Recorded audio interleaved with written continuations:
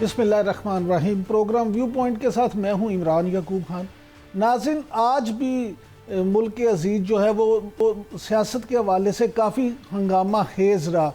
एक तरफ वफाकी वज़ीर इत्तलात व नशरियात ने 9 मई के हवाले से एक बार फिर PTI की क़यादत पर इल्ज़ामात आयद किए और ख़ास तौर पे उन्होंने बहुत सारी बातें की और उन्होंने वो फुटेजेस जो कि PTI के लोगों का मुतालबा था हमेशा से कि अगर CCTV फुटेजेस हैं तो वो सामने लाई जाएं, आज उन्होंने वो फुटेजेस भी तमाम TV चैनल्स पे चलवा दी और दिखाया कि जनाब ये इनका मुतालबा था और हमने ये फुटेजेस चला दी हैं। दूसरी तरफ PTI जो है वो 24 नवंबर को लेके खासी सरगर्म नज़र आ रही है और उस एहतजाजी कॉल के हवाले से जो कि बानी PTI ने दी है, अब उनकी बेगम बुशरा बीबी जो हैं वो भी हदायत जारी कर रही हैं, इस पर भी बात करेंगे। और इसके अलावा अमरीकी सदर जो बाइडन को एक बार फिर 46 अमरीकी कांग्रेस के जो मेंबर हैं उन्होंने एक खत लिखा है और तहरीक इंसाफ के साथ होने वाली ज़्यादतियों के हवाले से उन्होंने मुतालबा किया है कि पाकिस्तान में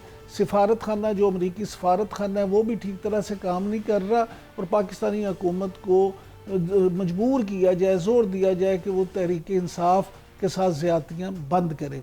इसके अलावा एक पाकिस्तान के लिए नाखुशगवार ख़बर जो है या बुरी ख़बर वो ये भी है कि पाकिस्तान ऑस्ट्रेलिया से T20 सीरीज़ जो है वो हार चुका है।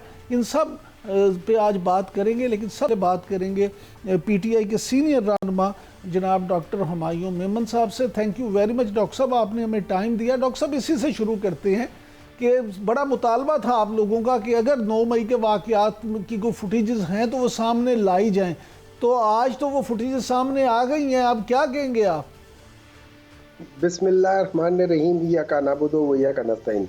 देखें, ये फुटेजेस तो ये हमेशा से सामने थी, लेकिन इन फुटेजेस के अंदर आप बताएं कि जो तोड़ फोड़ कर रहे हैं आप उन लोगों की शनाख्त करें। आप ये बताएं इमरान खान कहाँ था, आप ये बताएं यास्मीन राशिद ने कहाँ तोड़ फोड़ की है, आप ये बात बताएं कि एजाज चौधरी साहब ने किस जगह पे आग लगाई है, आप ये बात बताएं कि बाकी लोगों ने, सरफराज चीमा ने, इन लोगों का कहाँ कहाँ क्या क्या किरदार था जो किसी के घर के अंदर घुस के उन्होंने किया है, घर के बाहर घुस के अगर कोई बदतमीजी बात की है, कुछ की है, उसका ताल्लुक इन क्या कह सकते हैं उसे मिलिट्री कोर्ट्स के साथ उसका कोई ताल्लुक नहीं है। अगर कोई घर के अंदर जाके तोड़ फोड़ किए, जिन्होंने किया उन्होंने गलत किया, और जैसे अमेरिका में उनको आइडेंटिफाई करके विद इन मंथ्स उनको दे दिया, आप भी करें और इनको यहाँ पे नहीं अवाम के जाए, इनको कोर्ट में लेकर आए, इनके ऊपर जिरा करें, इनके ऊपर क्रॉस क्वेश्चनिंग करें, तो फिर हम भी देखते हैं, आप भी देखते हैं। हमने ये सारी चीज़ें देखी और हम उनको बहुत सारे तरीक़ों से हम वो सारी आपकी वीडियोस दिखा सकते हैं कि जिसमें PTI वाले कह रहे हैं वहाँ पे कि वो जो आगे बस जलाई हुई है वो PTI वालों ने नहीं जलाई है जो कराची में था, and so forth. So there are so many things then जो हम लेकिन डॉक्टर साहब गुजारिश ये है कि अता तारड़ साहब तो ये कहते हैं कि ये देखें जो डॉक्टर यास्मीन राशिद साहबा हैं, उस्मान डार साहब हैं, मुराद सईद साहब हैं, ये सारे लोग क्या PTI के रहनुमा नहीं है? वो कहते हैं जी इनकी ये सारी फुटेजेस मौजूद हैं। उनकी कौन सी फुटेज मौजूद है? जो यास्मीन राशिद साहिबा की कौन सी फुटेज मौजूद है? उनकी 2 फुटेजेस आपने हमेशा से उसमें चल रही हैं। एक फुटेज जो वो लिबर्टी चौक में थी, उन्होंने कहा कि चलते हैं उस जगह पे, ये उनके घर के सामने एहतजाज कर, कोर कमांडर हाउस की तरफ, बिल्कुल कोर कमांडर हाउस के सामने जाके करते हैं। दूसरी फुटेज ये थी कि उन्होंने ये कहा था कि कोर कमांडर घर के अंदर कोई ना जाए, ये जो अंदर जा रहे हैं ये शर पसंद है, ये भी उन्होंने ही कहा था, मैंने नहीं कहा था। तो अगर आप इन दोनों को लेकर करें तो वहां जाके उनके उस कोर कमांडर के घर के सामने जाके एहतजाज करना, लेकिन उसके घर के अंदर जाना बिल्कुल गलत बात है। उनके घर के जाने से रोकने के लिए वो बात कर रही थी। हमने देखा है उस जगह पे एक वो थी कि जो हमारे जो पिंडी के क्या था MNA थे, ठीक है, उनके वहां पे था, उनको जब पकड़ के किया था उन्होंने जो बयान दिया था, और उससे पहले का बयान जब उनका आया था, उन्होंने कहा था कि इमरान खान ने कहा हुआ है कि पुरअमन एहतजाज करना है, किसी ने कोई तोड़ फोड़ नहीं करनी। ये सारी चीजें जब हम सामने आके करेंगे, क्रॉस क्वेश्चनिंग करेंगे, हमारे लॉयर्स को छोड़ दे, मैं क्रॉस क्वेश्चनिंग करूंगा तो करूंगा, लेकिन अता तारड़ साहब की आप क्या बात करते हैं? मतलब आई यू रियली सीरियस के यू कोटिंग अता तारड़ साहब? डॉक्टर साहब, तो फिर क्या इसकी वजह क्या है? आज इस कॉन्फ्रेंस की आपके नज़दीक वजह क्या है? क्यों ये प्रेस कॉन्फ्रेंस इतना की गई? देखिए, मैं इनकी 2 वजूहात हो सकती है। या तो उनको पता चल रहा है कि उनकी जैसे आज जज साहब ने वो सारे जो केसेज़ थे इमरान खान के खिलाफ 4 केसेज़ थे उनको उड़ा के रख दिए जस्ट बिकॉज़ कि उसकी कोई एविडेंस नहीं थी और उसमें पुराने रेफरेंसेस भी दिए गए थे कि ये है और बगैर किसी वजह के। और अच्छा मज़े की बात ये है कि उसमें जो पुलिस अफ़सर या जो सिपाही जिसने हवलदार वगैरह जिसने भी एफआईआर काटी है, उसने कहा है कि यार ये एक साजिश हो रही थी और उसने वो साजिश अपने सीनियर्स को बताई नहीं। ये सारी चीज़ें जब हम सामने जिस तरह तो आपको एक ज़रूरत पड़ती है कि अपने गलत काम को जस्टिफाई करने के लिए आप और झूठ बोलें। एक बात। नंबर 2, आप कोई गलत काम करने लगे हैं या कर रहे हैं उसको जस्टिफाई करने के लिए आप झूठ बोलते हैं अवाम के सामने। ये लोग बगैर झूठ के, इन लोगों ने ये 2 याद करें, इन्होंने बगैर झूठ के आज तक कोई काम नहीं किया शुरू से लेकर आज तक। चाहे वो कर्ज उतारो मुल्क सवारों का झूठ था, चाहे वो एवन फील्ड के पैसों का झूठ था, चाहे वो ये वाला, हर किस्म के झूठ इन लोगों ने किए, हर किस्म के झूठ। तो उस लिहाज से अगर आप मुझसे पूछें तो I will totally ignore what they are saying. हाँ, लेकर जाएं, हम खुद कहते हैं। देखिए, मैं एज अ विक्टिम जो जेल में, मैं कहता हूँ प्लीज़ मेरे खिलाफ सबूत लेकर आ जाए और अगर मैंने गलत किया है मैं माफ़ी भी मांगूंगा, मुझे सज़ा भी दे, मुझे माफ़ ना करना, मैं खुद कह रहा हूँ ये। लेकिन अगर मैंने गलत काम नहीं किया और अगर आप लोग गलत तरीके से मुझे रख रहे हैं तो ये गलत है और ये आप भी जानते हैं, ये मैं भी जानता हूँ, ये अवाम भी जानते हैं। अच्छा डॉक्टर साहब, ये फरमाइएगा कि क्या बुशरा बीबी अमन पीटीआई की क़यादत संभाल चुकी है? देखिए, to the best of my knowledge Bushra Bibi साहिबा ना तो पॉलिटिक्स में हिस्सा लेती हैं ना वो लेना चाहती हैं, ठीक है। That is to the best of my knowledge, ठीक है। अब इस तरह ये है कि इमरान खान के साथ किसी को मिलने नहीं देते, किसी पॉलिटिकल लीडर को मिलने नहीं देते, तो इसका मतलब ये है कि इमरान खान के पास जो इंफॉर्मेशन जा रही है, पॉलिटिकल इंफॉर्मेशन जा रही है, वो तकरीबन ना होने के बराबर है। अब जब इंफॉर्मेशन आपके पास सही नहीं होती, जो आपके डिसीजंस जो होते हैं ना वो डिफरेंट होते हैं या जो भी होते हैं, अब उसमें जब वो नहीं करते तो ऑब्वियसली इमरान खान ने जो अपने लिहाज से जो डिसीजन लेना है वो किसी को हवाले तो करना होगा ना। और वो basically she is just a messenger उन्होंने ये किया। इमरान खान ने उनको कहा होगा कि ये कह दो और इस तरह कह दो और ख़ुद जाके कहो, तो उस पे उन्होंने आके सारा कुछ कहा होगा। तो वो फिर आपका मतलब ये है कि जो पार्टी इजलासों की वो सदारत कर रही हैं या वो जो ये हदायत जारी कर रही हैं कि जो बंदा भी एहतजाज में बंदे नहीं लाएगा वो पार्टी से फारिग होगा, तो ये सारी चीज़ें सियासत नहीं है, सिर्फ वो पैगाम रसानी कर रही हैं? ये देखें, इस तरह ये सियासत इमरान खान कर रहा है जेल में बैठ के। उसके सियासत के जो बड़ा वज़न है या बड़े कद की वजह से ये सारे डरे हुए हैं। ये उसके साथ उसके टीम को मिलने नहीं देते। अब उस जाइंट ने, पॉलिटिकल जाइंट ने डिसीजन लिया है कि ये करना है और जिस कासिद को ये काम दिया है वो इत्तेफाक के तौर पे जिसको इजाज़त मिली थी या उनकी बहन है या उनकी बीवी है, इन दोनों ने अपनी अपनी जगह पे अपना अपना काम किया और उनकी इमरान खान की बातें आगे बयान किए। उन्होंने सदारत नहीं की, उन्होंने पॉलिटिकल कोई नहीं किया, लेकिन हाँ उन पॉलिटिकल लीडर्स को पैगाम पहुंचाने के लिए वो वहां जरूर थी। इसमें कोई बुराई नहीं है, इसमें कोई डॉक्टर साहब, शेर अफजल मरवत साहब जो हैं, जो आपके अपने साथी हैं, उनका ये कहना है कि जी बानी पीटीआई की अहलिया और उनकी बहनों की कॉल पे कोई पीटीआई वर्कर निकलेगा। आपका इस बारे में क्या ख्याल है? देखिए, इसका यह है कि अगर मैं ये कहूँ कि ये कॉल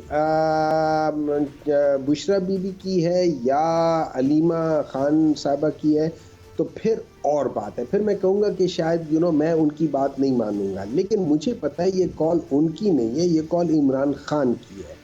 ये इमरान खान की तरफ से कॉल आई है और it has been narrated to us, ठीक है ना।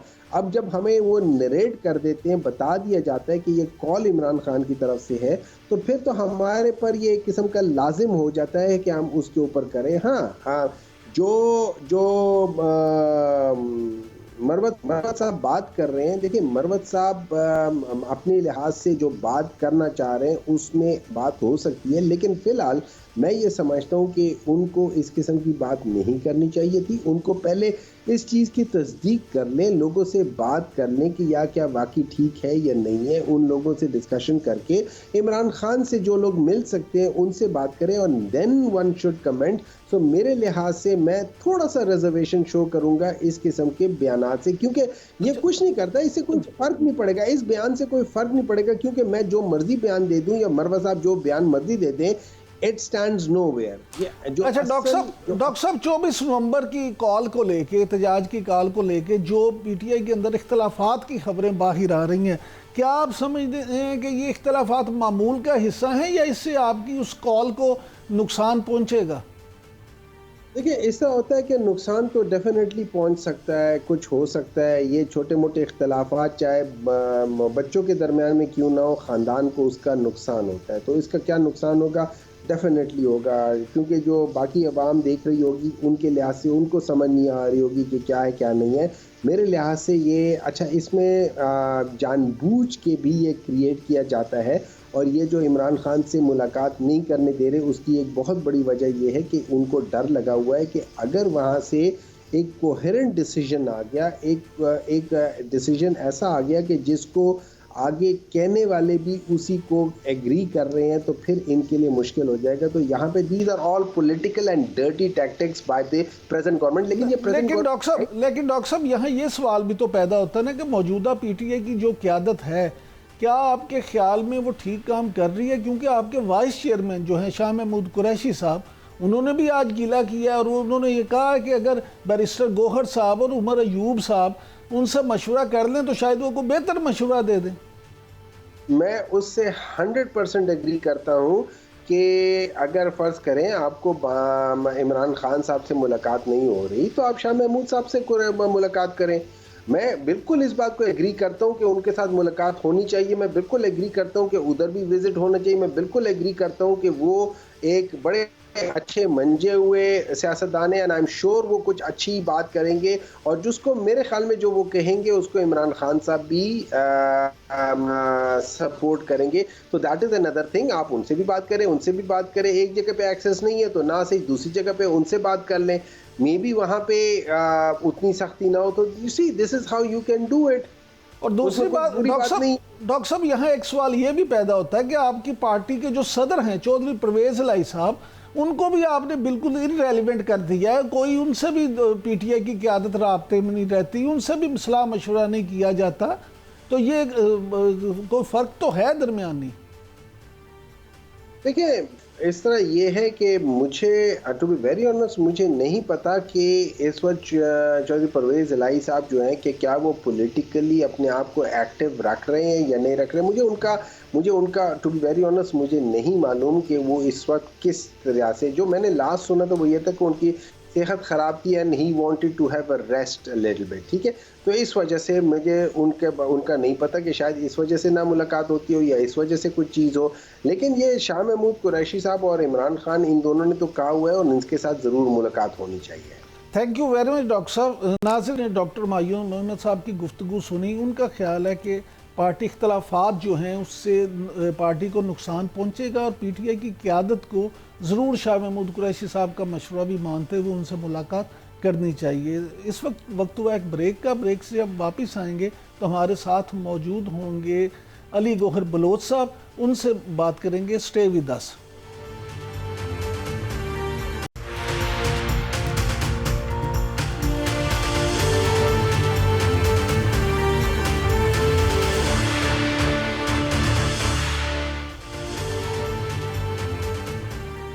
वेलकम बैक नाजरीन। जैसा कि ब्रेक से पहले जाते हुए मैंने बताया आपको कि वापसी पे हमारे साथ मौजूद होंगे मुस्लिम लीग नून के रहनुमा अली गौहर बलोच साहब। Thank you very much Baloch साहब, आपने हमें टाइम दिया। सबसे पहले ये बताइएगा कि ये जो एक बार फिर पीटीआई के हमदर्दों ने 46 मेंबरान कांग्रेस ने जो बाइडन को ख़त लिखा है, तो आप क्या समझते हैं कि इस ख़त से को फ़ायदा होगा पीटीआई को, और जो बाइडन जाते जाते क्या पाकिस्तान से इस मामले पे कोई बात करेंगे? बिस्मिल्लाहिर्रहमानिर्रहीम।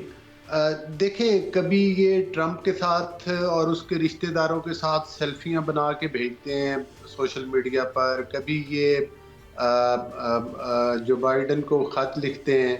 तो मैं समझता हूँ वो किधर गया एब्सोल्युटली नॉट वाला नारा, और किधर गई वो अमेरिका की साजिश, और वो बयानिया किधर गया। इससे ये साफ साबित होता है कि ये लोग जो हैं इनके कॉल और फेल में तजाद है।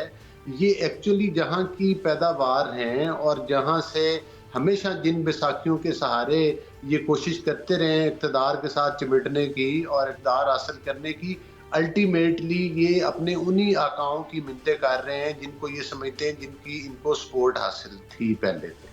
और मैं समझता हूँ कि पाकिस्तान में इस किस्म की कोई इंटरफेरेंस, चाहे कोई खत लिख भी दे पाकिस्तान को, चाहे कोई कह भी दे, ये पाकिस्तान के दाखिली मामलात हैं। और जाहिर है कि हर मुल्क की अपनी एक सलामती का मसला होता है, अपने दाखिली मामलात होते हैं, और कोई भी जमहूरी मुल्क दूसरे मुल्क में मुदाखलत नहीं करता इस तरह से। ख़ास तौर पर अभी आपने देखा कि इस तरह तो फिर पाकिस्तान के कितने पार्लियामान के मेंबरान हैं जिन्होंने के ख़त लिखा है कि वो मतलब है कि पाकिस्तान में किसी किस्म की मुदाखलत ना की जाए और इस तरह से ना किया जाए।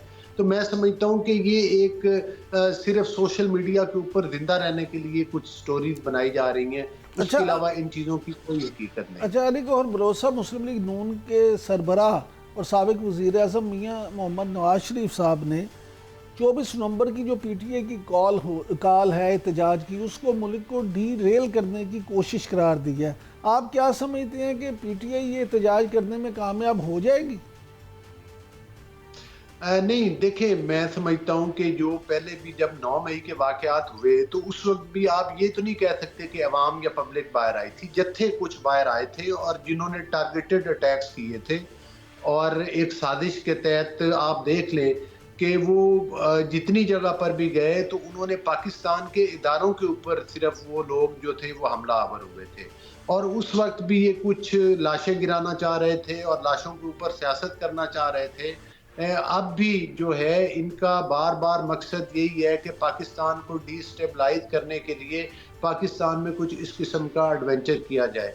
लेकिन मैं समझता हूँ कि हुकूमत की हमेशा जो हिकमत अमली रही है वो बड़ी दानिशमंदाना रही है। और जिस तरह से ये 2018 में जब ये एक सिलेक्शन के ज़रिए जो है वो बरसरे इक़्तिदार आए थे और आरटीएस सिस्टम के ज़रिए ये बरसरे इक़्तिदार आए थे, उसके बाद पाकिस्तान की मईशत का जो इन्होंने बुरकस निकाला वो किसी से ढका छुपा हुआ नहीं है। लेकिन अली गौहर बरोसा, आपकी ये दानिशमंदाना जो हिकमत अमली है, इसमें आप किसी को सज़ा तो नहीं दिलवा सके। ना कोई आप तोशाखाना केस हो, तोशाखाना 2 केस हो, या अलकादर ट्रस्ट हो, या 9 मई के वाक़यात हो। आज भी वज़ीर इत्तलात और नशरियात ने बड़ी धुआंधार प्रेस कॉन्फ्रेंस की, फुटेजेस भी दिखाई गई, लेकिन वो भी कहते हैं कि जी वो उम्मीद करते हैं, वो चाहते हैं कि जल्दी फैसला आए। अगर हुकूमत इतनी बेबस है तो फिर कैसे आवाम को इंसाफ मिलेगा? देखिए, गुड टू सी यू वाली बातें आपको याद होंगी, 8-8 मिनट में 8-8 ज़मानतें आपको याद होंगी। और जाहिर है कि जो केसेस चल रहे हैं 9 मई के वाक़यात के हवाले से, उनके ऊपर लिए गए स्टे ऑर्डर्स भी आपको और पाकिस्तान की आवाम को अच्छी तरह से पता है। इस चीज़ से तो इनकार नहीं किया जा सकता कि कहीं ना कहीं से इस शर पसंदी की सहूलतकारी जो है वो होती रही है और किसी हद तक हो भी रही है।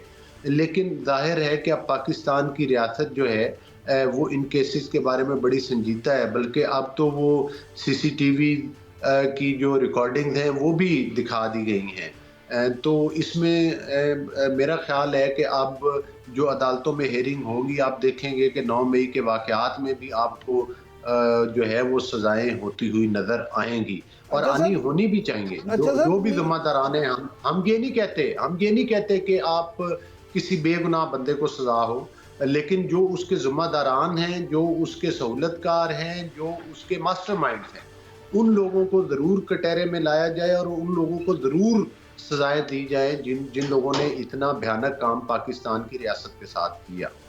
अच्छा, मियाँ नवाज शरीफ साहब का जो है एक और भी बात उन्होंने की है, वो कहते हैं कि जी ये पहले से तय था कि अगर अक्सरियत ना मिली तो वो वज़ीर आज़म नहीं बनेंगे, उन्हें किसी ने रोका नहीं। तो ये बार बार वजाहतें देने की ज़रूरत क्यों पेश आती है?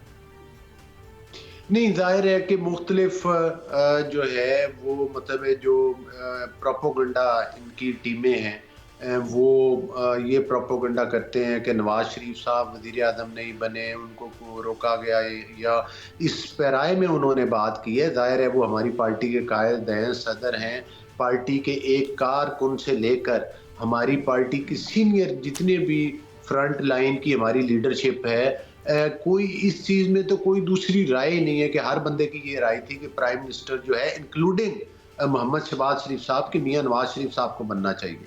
लेकिन उन्होंने अगर अपनी हिकमत अमली के साथ ये ज़िम्मेदारी शहबाज शरीफ साहब को सौंपी और पंजाब की ज़िम्मेदारी उन्होंने मरीम नवाज साहबा को दी, आज भी दोनों हुकूमतें जो हैं वो मियां नवाज शरीफ साहब के विजन के मुताबिक काम कर रही हैं, और मैं समझता हूँ कि ये उनका अपना ज़ाती फैसला है। ज़ाहिर है कि एक पार्टी के कारकुन की हैसियत से हम उनके फैसले से इख्तलाफ नहीं कर सकते, लेकिन आज भी हमारी ख्वाहिश यही है और कल भी यही थी कि प्राइम मिनिस्टरशिप जो है वो नवाज शरीफ साहब के पास होनी चाहिए। अच्छा, अली गौहर लेकिन अब भी बलोच साहब ये फरमाइएगा कि वफाकी वज़ीर ख़जाना औरंगज़ेब साहब कहते हैं कि मिनी बजट नहीं आएगा, लेकिन दूसरी तरफ ज़राई सुपर टैक्स का निफाज कर दिया गया है, और जो उससे आप ये देखें कि 5 से 45% तक टैक्स लगेगा। तो जब अजनास ही 5 से 45% महंगी हो जाएंगी, हर चीज़ महंगी हो जाएगी, खुराक महंगी हो जाएगी, तो फिर जो है वो मिनी बजट की क्या ज़रूरत रहती है? फिर तो वैसे ही आवाम का बुरकस निकल जाएगा। नहीं, देखें, जो हमारे मोस्टली ग्रोअर्स हैं, मैं समझता हूँ कि जो कि मुल्क के काश्तकार तबके का या ज़मींदार या किसान तबके का 90% है, वो छोटा ज़मींदार है। और अगर आप वो सुपर टैक्स की या उनकी बात करें तो वो जो बड़े ज़मींदार हैं और उनके लिए मतलब है कि वो है। और दूसरा ये है कि किसी न किसी शक्ल में ज़रूरी टैक्स ऑलरेडी भी दे रहे हैं। मेरा खुद भी जो है ज़राअत भी एक शोबा है, तो हम ऑलरेडी भी ज़रूरी टैक्स दे रहे हैं, और हम हर साल अपने गोशवारों में भी वो शो करते हैं उसकी जो ज़राअत की हमारी इनकम है।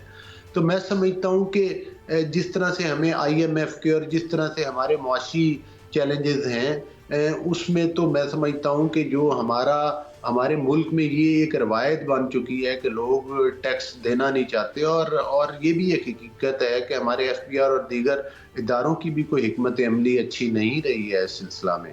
तो अब चूँकि शहबाज शरीफ साहब ने खुद फोकस किया हुआ है, और ज़ाहिर है IMF की तरफ से भी जिन शराइत के ऊपर हमें कर्जे मिले हैं, जैसे जैसे हमारे मुल्क की इकॉनमी स्टेबल होगी और हम IMF के चंगल से आज़ाद होंगे, तो ज़ाहिर है उसमें फिर टैक्सों में कमी भी आएगी इंशाल्लाह। बेहतरी जिस तरह से कि अब हमारी महंगाई की शरह सिंगल डिजिट में चली गई है, अब हमारे मुल्क में जो हमारे मार्कअप्स थे उसकी रेशो भी ज़ाहिर है कम हुई है। इसके साथ साथ अली गौहर बलोच साहब, जो हमारे ये हमारी जो सर ज़रा जल्दी से ये बता दें कि असद कैसर साहब कहते हैं कि मुल्क में अमलन आइन और कानून नाम की कोई चीज़ नहीं है, मुल्क जंगल की शक्ल में इस वक्त है। और अली अमीन गंडापुर साहब ये फरमाते हैं कि 24 नवंबर को जो हमारा एहतजाज है वो फैसला कुन एहतजाज है और मुतालबात तस्लीम होने तक वापसी नहीं होगी।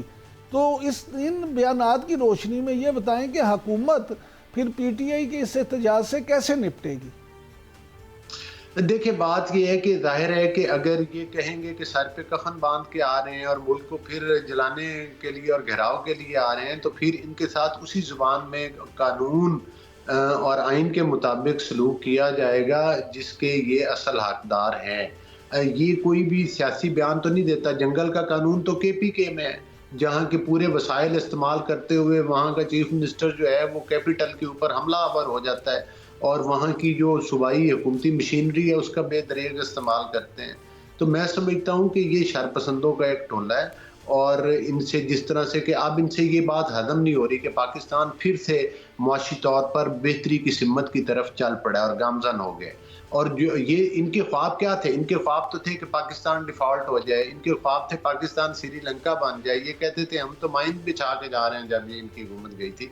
तो अब इनको पाकिस्तान की बेहतर होती हुई सूरत हाल मुआशी तौर पर और सियासी तौर पर वो इनकी घबराहट की साफ निशानदेही और इनकी बुखलाहट की करती। मैं समझता हूँ कि पाकिस्तान जो है वो मुआशी तौर पर इंशाअल्लाह मुस्तकबिल में मज़ीद बेहतरी और अच्छी खबरें पाकिस्तान को मिलेंगी। बहुत शुक्रिया अली गौर साहब। अली गौर बलोच साहब का कहना है कि मुस्तकबिल में पाकिस्तानियों को अच्छी खबरें मिलेंगी और माशी तौर पर मुल्क बेहतरी की तरफ जाएगा। नाज़रीन, इस वक्त हुआ एक ब्रेक का। ब्रेक से जब वापस आएंगे तो पाकिस्तान की आज T20 सीरीज़ में शिकस्त के हवाले से बात करेंगे और साथ हमारे मौजूद होंगे इस मौजू पर बात करने के लिए साबिक टेस्ट क्रिकेटर सलमान भट्ट साहब। Stay with us.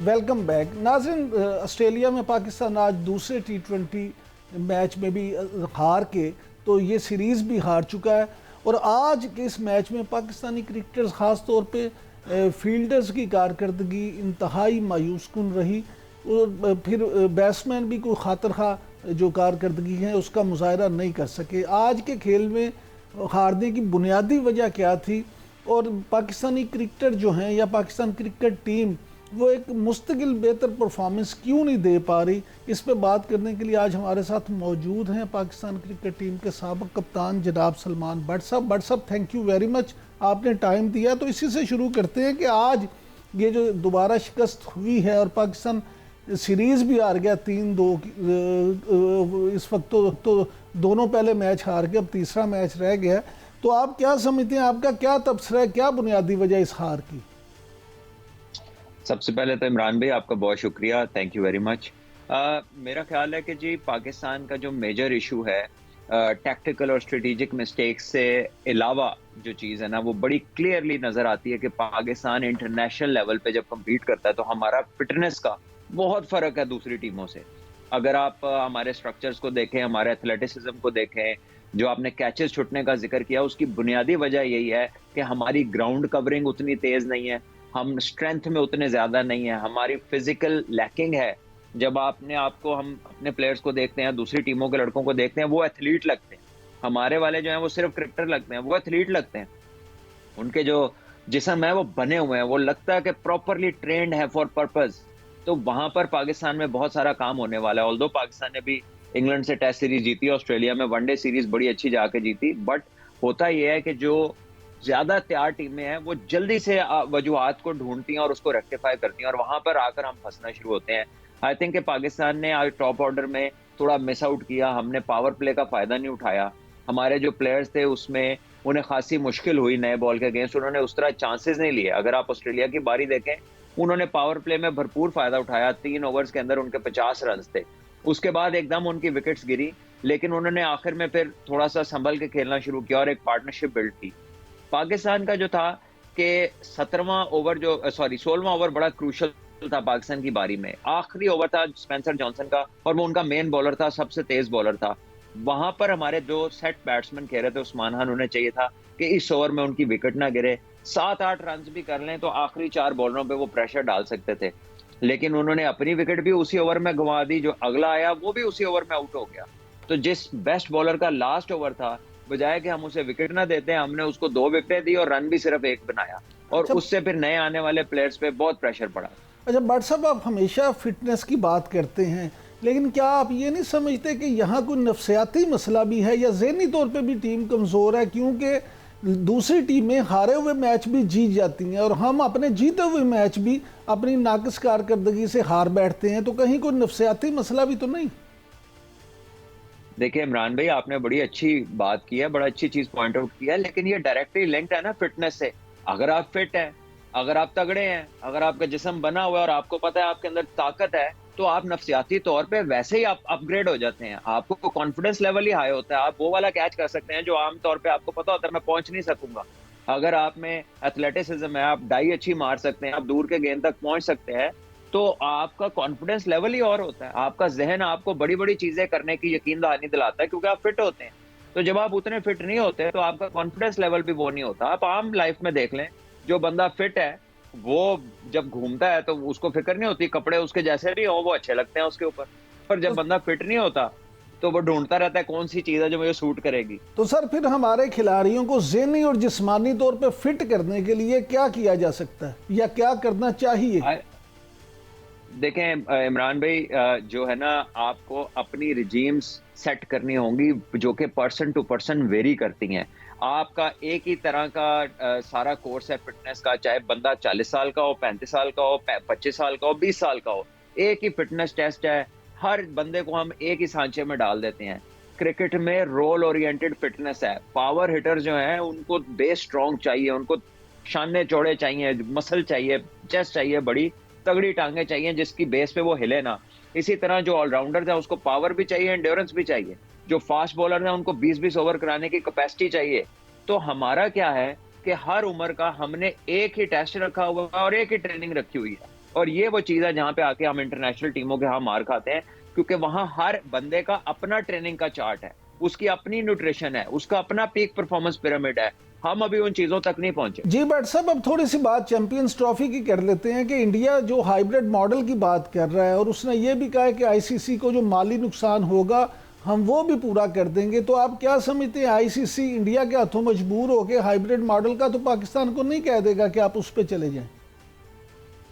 देखिए, अगर बात मेरिट पे होगी तो फिर तो पाकिस्तान के होस्टिंग राइट्स हैं और पाकिस्तान का हक बनता है कि पाकिस्तान इसको टोटली होस्ट करे और इंडिया की ऑब्लिगेशन है कि इंडिया पाकिस्तान को विजिट करे।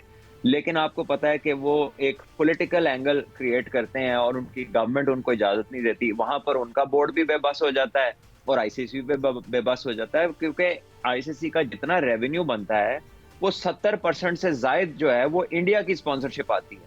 तो जब इंडिया से स्पॉन्सरशिप नहीं आएगी या इंडिया शामिल नहीं होगा या उसको आप शामिल नहीं करते, तो आईसीसी और तमाम दीगर ममालिक जो उस पूल से जिनको पैसा जाता है उन सबको नुकसान उठाना पड़ता है।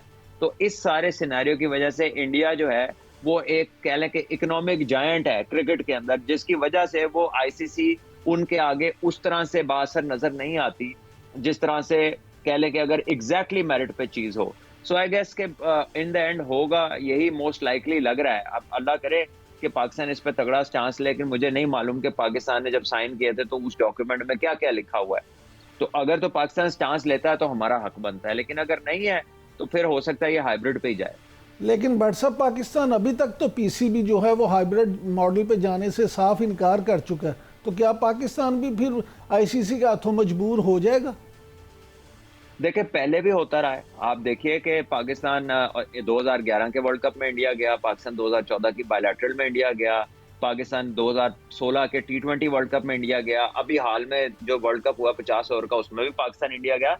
पाकिस्तान ने तो हमेशा अच्छा जेस्चर दिखाया, हमेशा पहल किया और पाकिस्तान की कोशिश रही है कि क्रिकेटिंग रिलेशंस बने, स्पोर्ट्स हो और इसको जो है ना अलहदा रखा जाए पॉलिटिकल सिनारियो से। लेकिन उनकी गवर्नमेंट का जो स्टांस है वो टोटली ऑपोजिट है। वो कहते हैं कि जी क्रिकेट नहीं खेलनी, हालांकि बाकी खेलें वो पाकिस्तान आके उनकी एमएमए की टीम, कबड्डी की टीम, टेनिस की टीम सारे इधर आते रहे हैं। लेकिन क्रिकेट की जब बारी आती है तो वो पाकिस्तान में नहीं आना चाहते, बाहर वो भी खेलते हैं, इंग्लैंड में खेलते हैं, ऑस्ट्रेलिया में खेलते हैं। लेकिन बट साहब, कहीं ऐसा तो नहीं कि खास तौर पे बैट्समैन जो हैं वो भी पाकिस्तानी ग्राउंड्स में आके खेलने से घबराते हैं? देखिए, टेक्निकली हमारी और उनकी कंडीशन तकरीबन एक जैसी है, कोई फर्क नहीं है। पाकिस्तान भी इंडिया जाके सीरीज जीता और इंडिया भी पाकिस्तान आके सीरीज जीती, और ये फैक्चुअली उनके प्लेयर्स को फर्क नहीं पड़ता, क्योंकि देखें हम भी प्लेयर हैं, हम भी उधर जाते हैं। पाकिस्तान इंडिया की कंडीशंस एक जैसी हैं, उसमें कोई इतना फर्क नहीं है कि आप ऑस्ट्रेलिया जाएं, साउथ अफ्रीका जाएं तो आपको मुश्किल होती है। लेकिन अगर आप पाकिस्तान से इंडिया जा रहे हैं, इंडिया से पाकिस्तान आ रहे हैं, तो फिर आपको कंडीशंस में कोई आपको फर्क नजर नहीं आता। बहुत शुक्रिया भट्ट साहब, थैंक यू वेरी मच। आपने सलमान भट्ट साहब की बात सुनी। उनका कहना है कि पाकिस्तान को असूली तौर पे तो हाइब्रिड सिस्टम पे नहीं जाना चाहिए, लेकिन आईसीसी क्योंकि ज़्यादा पैसे इंडिया से कमाता है तो मोस्ट प्रोबेबली शायद आईसीसी भी इंडिया के हाथों मजबूर होकर चैम्पियंस ट्रॉफी पे को हाइब्रिड सिस्टम पे ले जाए। अब तक के लिए इतना ही। कल आपसे फिर मुलाकात होगी। अल्लाह हाफिज़।